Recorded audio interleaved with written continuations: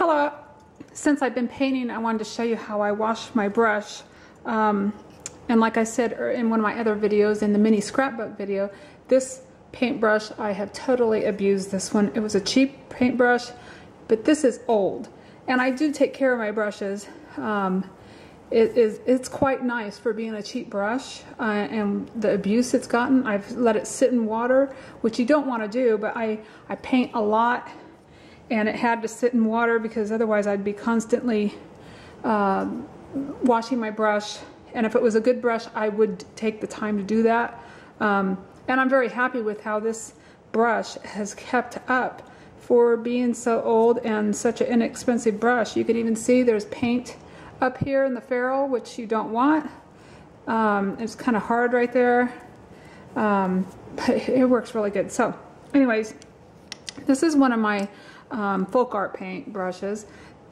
These are probably middle of the line brushes, more of a cheaper brush doing for folk art, but they work great. I love them. And when you're painting, you don't want your paint getting up in here.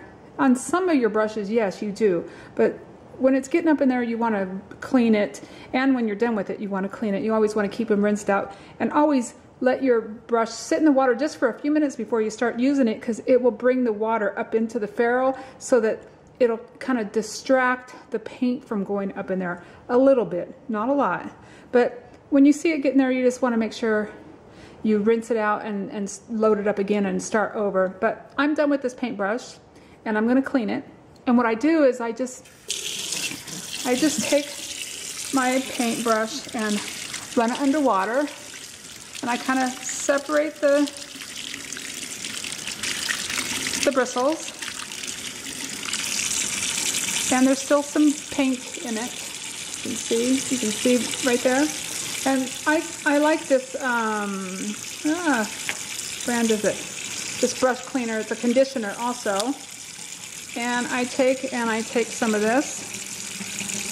If you don't have this, I do use dish soap also, which it's not as good for your paintbrushes, but it will get them clean if you don't have it at the moment. So I have that in there. And then I'm just going to work that into my brush. And then I'll rinse it.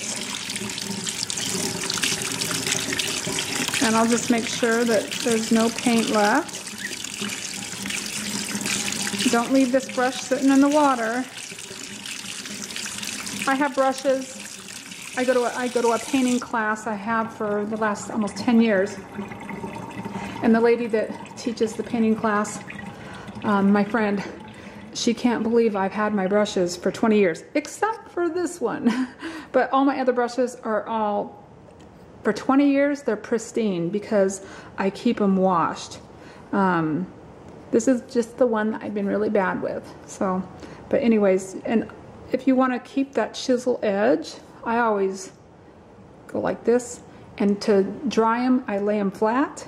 Or you can take something like a clothespin and do some kind of contraption to where it would stand like this and dry, because you don't want it standing like this and the water going all into the ferrule. There's glue in there, and you don't want that glue any more than you have to. So you'd want it like this or flat. And after it's dry, I store them in a container upside down, but I make sure it's dry. So that's just how I take care of my brushes, and I use this brush conditioner, and it works great. I hope you have a good day. Bye-bye.